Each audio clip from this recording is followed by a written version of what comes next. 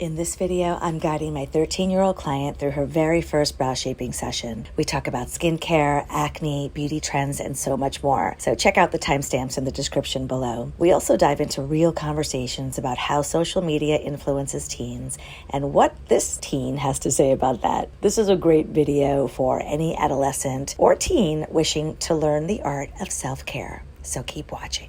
You're here today because you want your eyebrows to look better, right? Yeah. Eyebrows frame the face.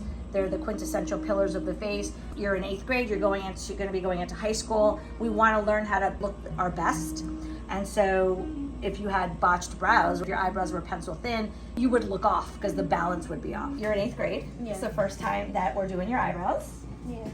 You have a lot of brow, and that's all based on your amazing genetic background. You have Italian, you have Peruvian, which is fabulous, but you have like sort of a unibrow going, which is the best eyebrow to have because it's easy to remove, it's hard to add, right? Mm-hmm. Have you ever shaved this like at the surface level? Like just the little razor? Yeah, the eyebrow. Okay, so later, if you'll let me, I'll shave some of your face just to kind of show you how to use a razor, and I'll show you how to clean it, and in a pinch, I'll show you how to remove. When we remove hair with the razor, and this is the razor here, Yeah. when we remove it from the surface, it doesn't compromise the integrity of the eyebrow. In other words, if you overwaxed or overthreaded or overplucked these hairs out, eventually they may not come in. You don't want to compromise the integrity of your eyebrows. So after today, I'm going to show you exactly where your eyebrows should start, exactly where they should end, and where your arch should be. And then I'm also going to outline the blueprint of your eyebrow, because like a garden in nature, like a building really, every eyebrow has a certain blueprint, and every blueprint is different. It's based on your anatomical shape. In other words, the shape of your eyebrow based on your facial structure. And so you need to know that because these are your eyebrows. Mm-hmm. I may not see you in the future. So as you get older, you may want to do them yourself. You may go to someone else, but you need to understand what the shape is so that someone doesn't remove them in the future. Yes. Got it? All right, so I'm gonna give you a mirror. You could watch what we're doing the whole time. Yeah. You can keep it on your lap. Later, I'll have you refer to it and look at it. But right now, look in the mirror. I wanna show you exactly where your eyebrows should start. Very, very softly, you're putting something straight on next to your nose. You don't push your nose in, just put it next to your nose. That's exactly where your eyebrow should start. In other words, you have a lot more hair going on, which is great, right? Because it's easy to remove the hair. It's hard to grow the hair. So that's where the eyebrow should start. So any tweezing that's gonna be done is gonna be this way, right? Away from where my finger is.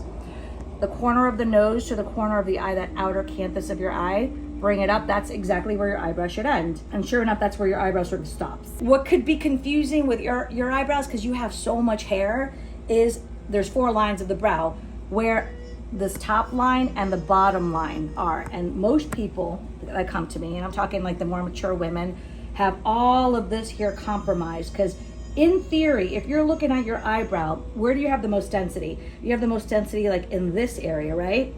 Right there, right? See how it's like darker here and it's like wispy over here? Yeah. So it makes sense. Oh, okay, let's remove all these hairs here. Let's get wax and remove all this. It'll take me 1 minute. Let's remove all of this, because see how this is really light?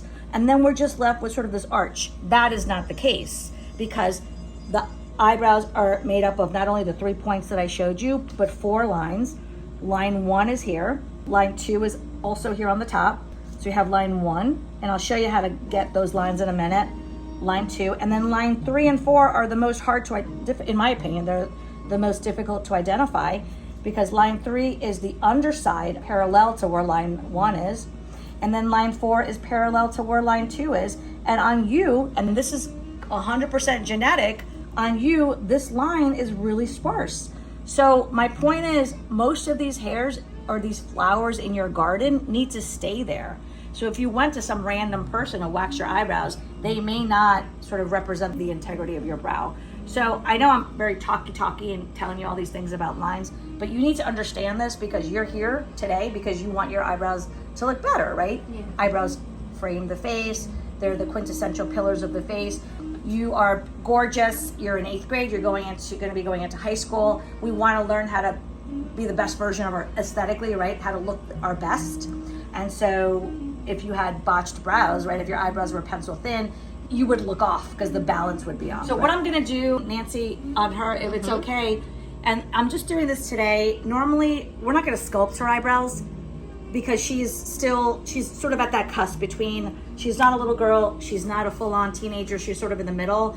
So we don't want hoochie mama brows, right? But we just want to have nice, clean, groomed brows. But I'm gonna put a little bit of the tint, that temporary tint, if you'll allow me, just underneath, because it's gonna be easier to show her, to give her some density under that brow, to sort of show her sort of to bring out the integrity of her brow today. That will last maybe a few days.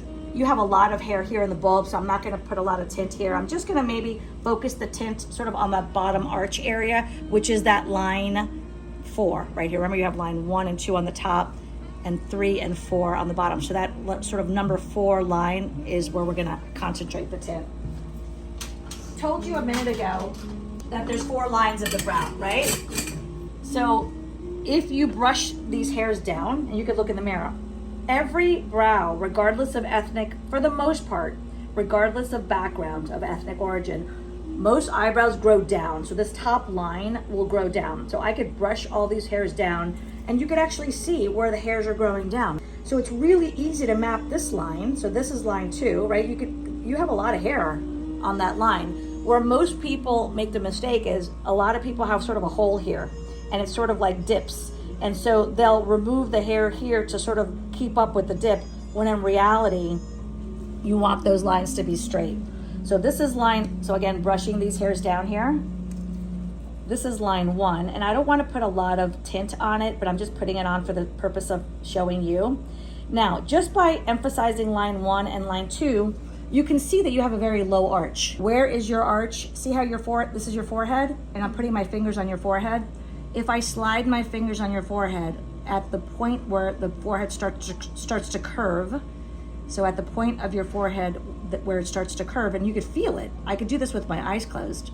It's right here, and sure enough, that is where line 1 meets line 2, is at that point where your forehead starts to curve. You have a very low arch. I do as well. That's beautiful. Some people that have a high arch, that's beautiful because it suits their face, right? So in other words, if you're like, Rose, I really want something really archy, you can do that with makeup, and we can experiment with makeup. But in the future, when you're an adult and you come to me for permanent makeup, I would never tattoo a really heavy arch there because I'm not staying true to your eyebrow shape. You get that? Mm-hmm. So just know that your eyebrow naturally is very straight. You don't have a very archy brow.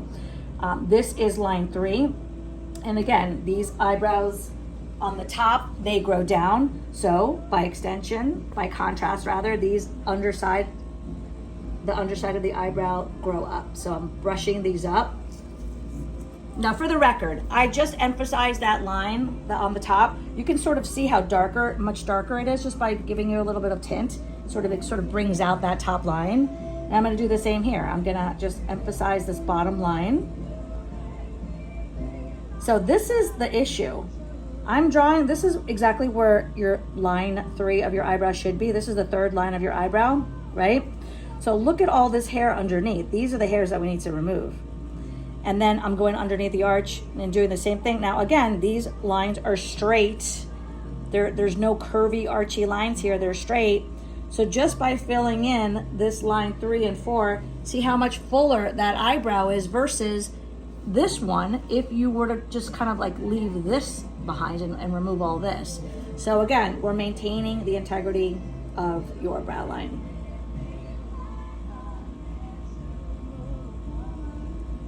And this is a really diluted pigment, so don't worry, it's not going to be too dark. It's not going to be too saturated, and just because I don't want a lot of saturation here because you have a lot of hair, I'm going to just erase that a little bit. Any questions so far? No. No? Are you excited or nervous? Because you look nervous. Okay. And you have the most amazing gift with a dimple. Like, do you know what a gift it is? Thank your mother later. You're welcome. Nancy will say you're welcome. All right, so this is a jade roller. Does this feel okay on your eyebrows? If I see that you're flinching, if you feel any discomfort, if I see that you're red, because something as seemingly insignificant as tweezing a brow can cause redness, this sort of calms the skin. It feels better, right? It's sort of like a little brow love. And so if you feel me doing that, That's what that's about. Also, I tweeze really fast. So if at any time you want me to, I'm already tweezing, so let me know if this is okay. Now I could just feel from the tug of your brows. It's not surprising, you know, that I feel the tug because your hair on your crown is really thick. Because you're Italian and Peruvian, you have that sort of ingredients in your ethnic stew that give you that thick, lustrous hair. But with that said, you're gonna feel the tug more, right? Because you have thicker hair than other ethnicities. So I'm putting my finger there to sort of stop the pain. Does that feel okay when I kind of put my finger there immediately? Sort of puts the fire out. No? All right. So if you have any questions as I'm like working here, then ask me. Otherwise, can we talk about your life, please? So tell me what 8th graders do. Tell me what you're looking forward to when you start 8th grade. Tell me all the things. Are girls nice? Are they mean? Like, tell me everything. 8th grade, I feel like it's pretty similar to like 7th, except in my school, like you might get like a little bit more benefits, like you go on more school trips and you gotta eat in like the nicer cafeteria. Ooh, wait a minute, so there's 2 cafeterias? Yeah, there's 6th, 7th, which is shared with the elementary school. So it's bigger and it's kind of dirty. And it's dirty. And then the 8th grade one. Okay, we're not going to mention the school because we don't want to advertise the dirty cafeteria. Okay. And then the 8th grade one is just for 8th grade, so it's cleaner and there's an outdoor area. Oh. Now it's just for 8th grade, you said. So you have your private cafeteria. Do you have like special foods? Like in other words, the 8th graders get the pasta primavera, and the other grades get like, I don't know, fish sticks. Like, is that? Is the menu better? Is my point? You can get ice cream on Fridays, but besides that, it's the same. Ooh, okay. All right. So tell me socially, since you're an 8th grader and I'm 55, I don't know what the lens of an 8th grader looks like. So tell me how social media influences or impacts your decisions in beauty, whether it's clothes, fashion, hair, like makeup. Tell me if we can, I'm curious. So like most people, when they see others online, they want to look similar to how they look, right? So if you see someone and they have, for example, like glossy lips, you're going to want to like have a similar, so you'll buy like the lip glosses that they advertise. Yeah. So they're called social media influencers, and indeed they influence like your decisions, right? Mm-hmm. Gotcha. And that's good and bad. Do you as a 8th grader, because me as a mom, I can see the bad, but do you see the bad? Yes, I mean, you're like thinking that you have to look like this person when like you're different. Like not everyone's like blonde blue eyes, right? Or has like this like their lips are like that size, you know. So like it creates like an unhealthy look on how you are supposed to look as a person. Yeah. Are these conversations that you have in school or with your friends? Because this is like, these are adult conversations, you know, these are really mature but important conversations. Are these conversations that you have with your friends? No. It's everyone is sort of, oh, I need to get like the, I don't know, Dior lip gloss or whatever it is. Is that what or do you know that other brands that are like ELF or other drugstore brands can do just as good a job or better? In other words, okay, everyone wants the glossy lip, but do you think that you have to spend $30 to get it, or do you know that there's other options? I know there's dupes and like they work just. I hate the word dupe, but yeah. No, only because it like, to me it connotates, if there's a dupe quote unquote for Dior, that means that's like telling me, oh, Dior's the best, but here's an imitation for Dior. No, this is another version of it that just kind of, I don't know. I love ELF, like their lip glosses and all. Cause yeah. Like, I don't want to spend like $20 on something I'll use in like, let's say a month and a half. Yeah. And I can get the same results like with ELF, right? So you know how they have like the moisturizing like lip glosses? Like, I love those. I love the ELF lip oils. One of my favorite lip oils. Actually, I have to be honest. I have a Dior lip oil. It's amazing. I love it. What I love most about it is the experience, because it has a big doe foot. I could literally sit for an hour just putting on the gloss because it's like such a beautiful experience. Guess what? I bought the ELF lip oil. It was the same exact, I am not kidding, 10 out of 10 experience as the Dior. in terms of the experience of it. And then, yes, the quality was great too. So that right there, like, and this was me at 55 saying, oh gosh, like, yeah, I can buy a $40 lip oil if I want, but why? You're just paying for like the name of the Right, brand. right. Now, don't get me wrong. There are Dior things that or not Dior, but name brand like that I do love and would pay for. But for the most part, you can find alternatives. Yeah.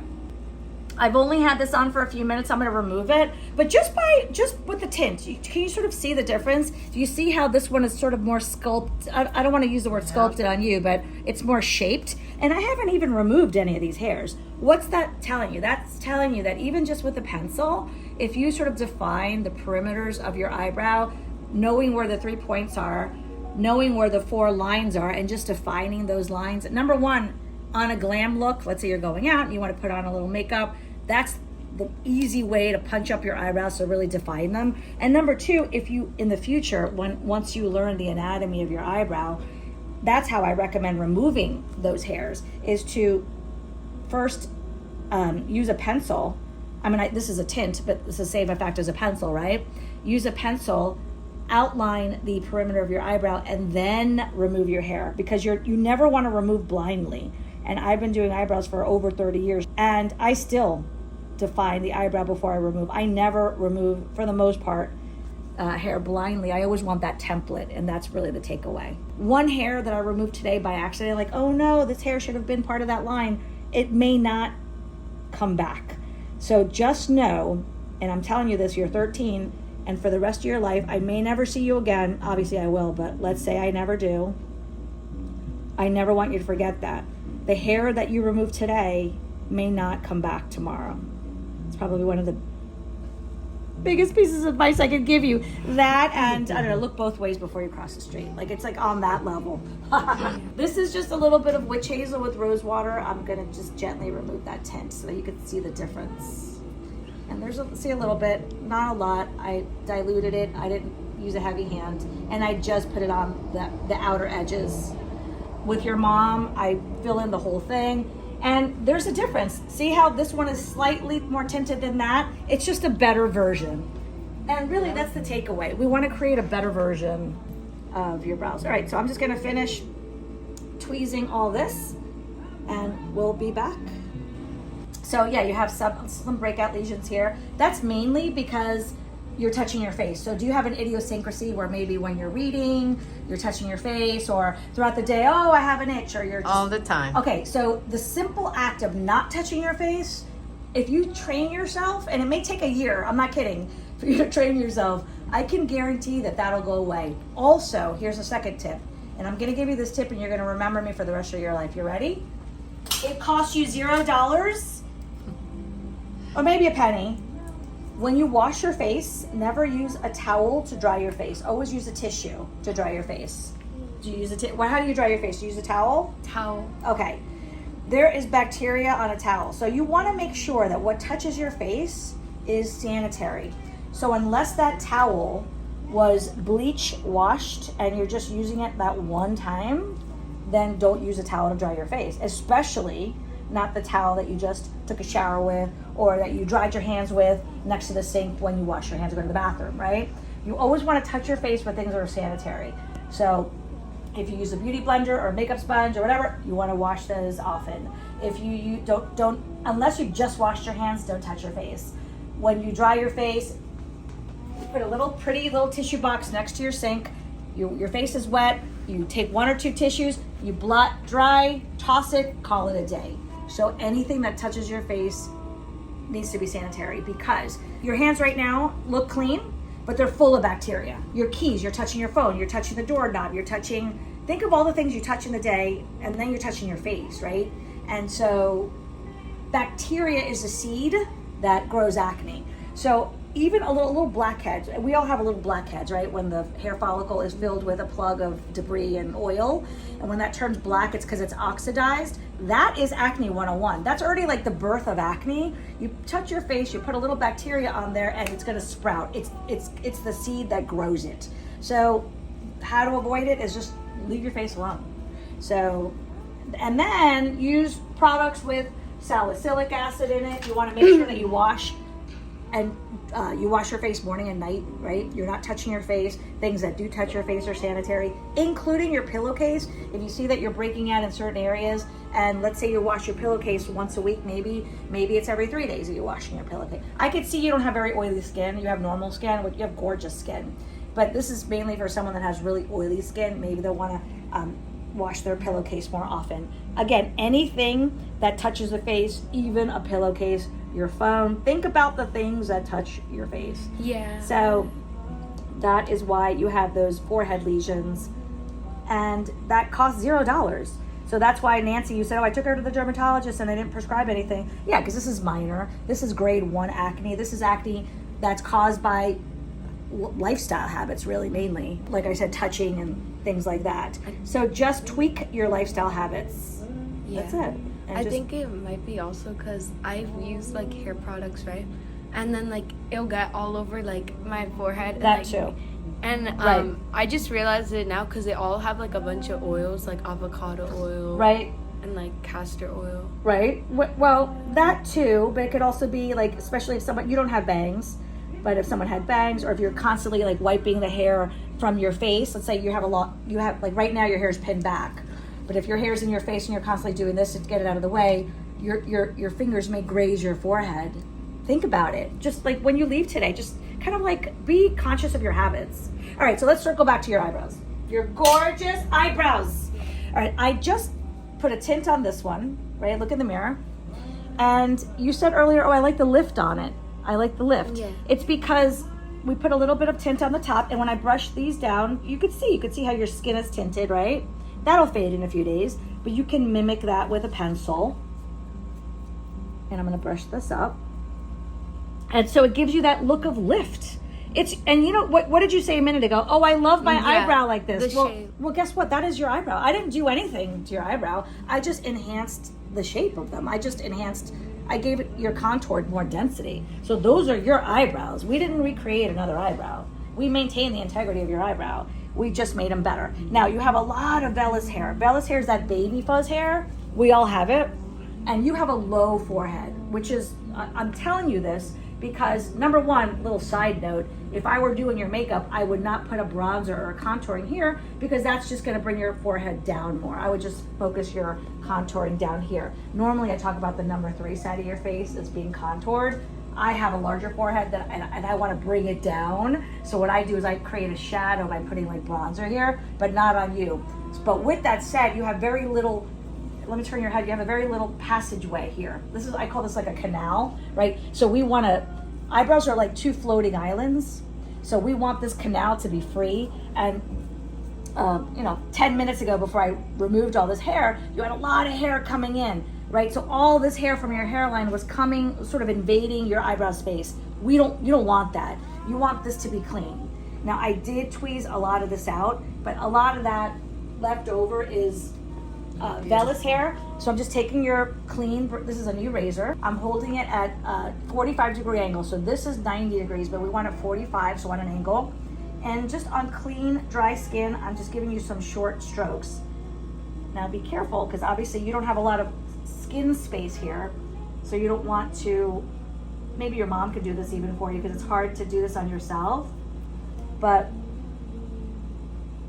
And see, I'm actually getting a little bit of your hairline over here. That's okay.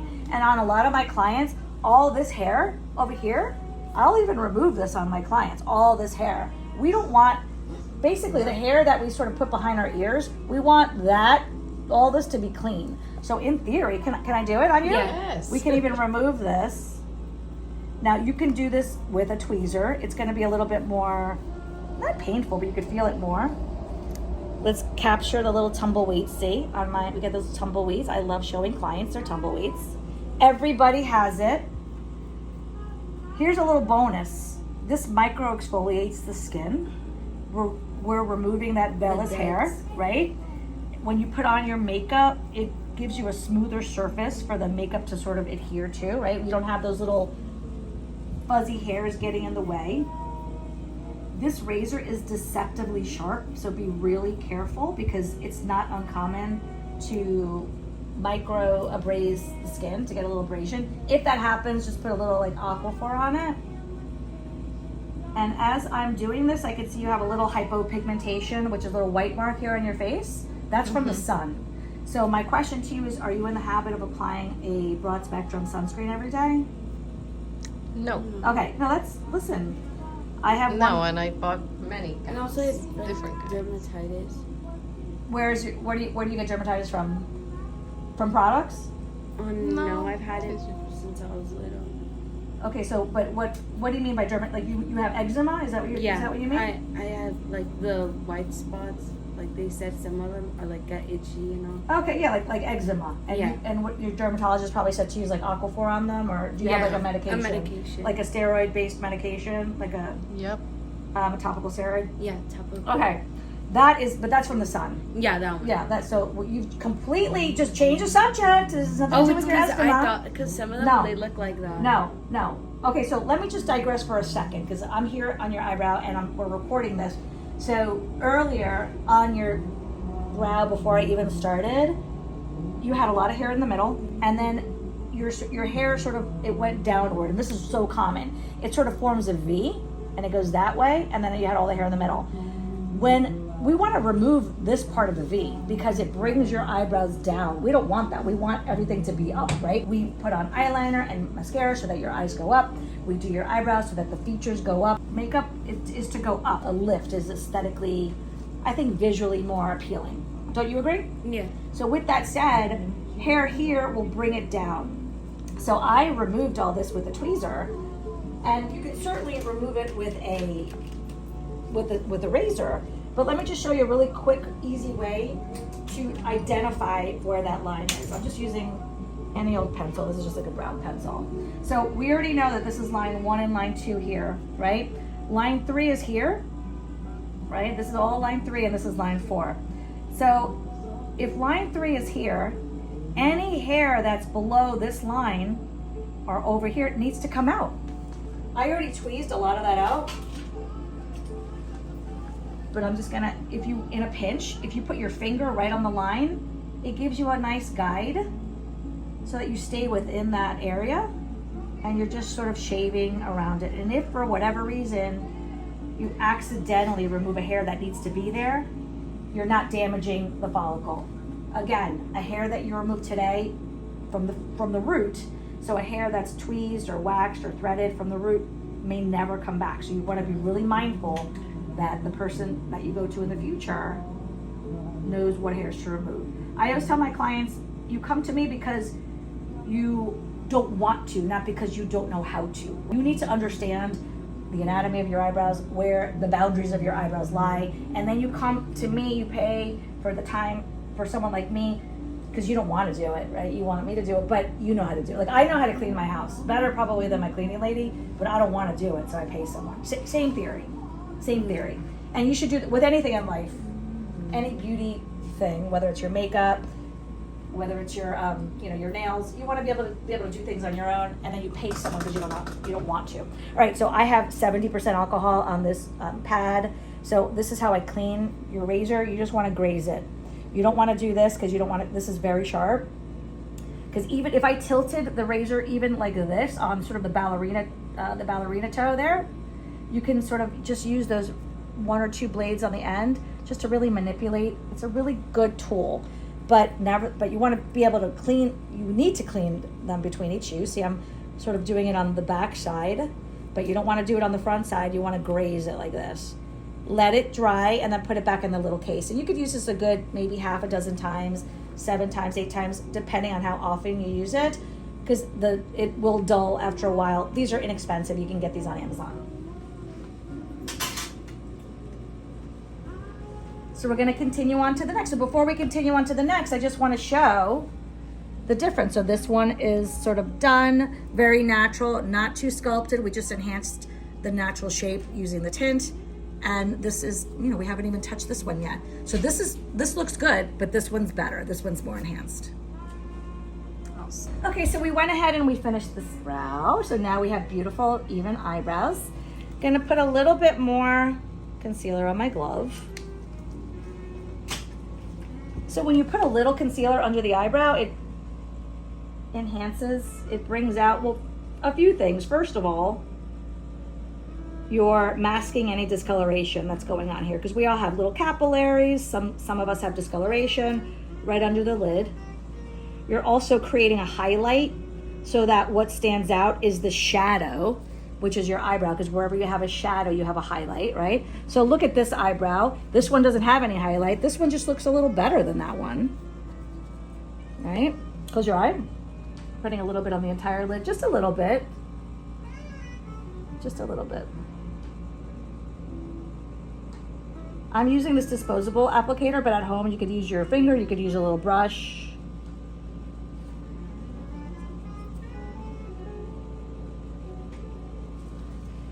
And then we also put earlier a little bit of concealer right here in the middle, a little bit on top of the brow, same thing. Basically, we want to frame the eyebrow with a little bit of highlight, so what stands out are the two floating islands. And look how gorgeous your eyebrows are. Not sculpted, we just enhanced. It's a better version of what you had before. And then we used a little razor and just cleaned up that vellus hair. Oh my god, there's like none. I love it. You see, yeah. You like your eyebrows? Yes, I love them. Yay! Thank you so much. No. Mwah. Thank you. Thank you, Rose. Bye. Bye.